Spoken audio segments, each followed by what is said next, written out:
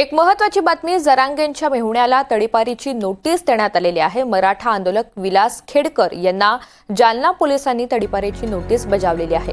त्यानंतर मनोज जरांगे पाटील यांनी देवेंद्र फडणवीस यांच्यावर आगपाखड केली आहे। नोटिसा देणं तुमच्यासाठीच घातक ठरेल असं विधान जरांगे पाटलांनी केलंय। दुसरीकडे भाजप आमदार सुरेश धस यांनी रस्त्यावरच्या लढाईमध्ये आम्ही जरांगेंसोबत असल्याचं म्हटलेलं आहे। तिथून 500 मीटरवर जाऊ शकत नाही स्वतःच्या पोरीचा शब्द ओलांडून। तर माझ्या लेकराचे मुर्दे पडले रे देवेंद्र फडणवीस। आता 4 पोरांना आत्महत्या केल्यात पोरा दिवशी। लाज वाटून देईन तुला जरा। मी खानदानी मराठ्याचा आहे, अस्सल मराठ्यांचा आहे। मराठ्यांची पोरं मारायला लागलेत।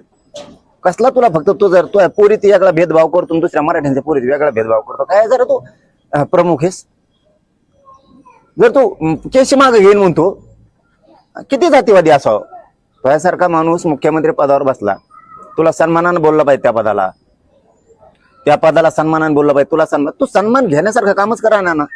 ज्या जनतेनं तुला दिलं, तू आधी जनतेला सन्मान द्यायचा शिक, मग तुला सन्मान मिळत। दिला तुला आत्तापर्यंत। केशी मागे घेईन म्हणून तुझं केशी उचकायला लागला। इकडे काय अधिकारी आणलेत, त्या अधिकाऱ्याने काय त्याला नाव कमायचे हाव लागली का काय? त्याला ते आंबडचं कोणी देव, त्याला हाव लागली का काय? गरिबांचे पोरं गुतवून एकीकडून मनाचे केशी मागे घ्यायच्या आणि दुसरीकडून केशी उचकायच्या। केशी उचकायचे कोण आलाय तो नवीन? त्याला लय हाव लागली काय नाव कमवायची? बेट्या, गरीबाचे मराठ्यांचे पोरं त्यांचं वाटोळं करून तुला नाव कमवायचं आणि आमच्या पोरांचं वाटोळं करायचं। तुला जर लेकर असले, तू लेकराचं वाटोळं केल्यावरती गट त्यांना कशा तरी तू बी गटशील। तुला वाटत असं आज मी अधिकारी आमका आहे तमका आहे, तू आज करशील वळवळ, उद्याच्याला कधी काळी तू हातात येशीलच, कारण तुला राज्यात कुठेतरी तू ड्युटी करणारच आहे।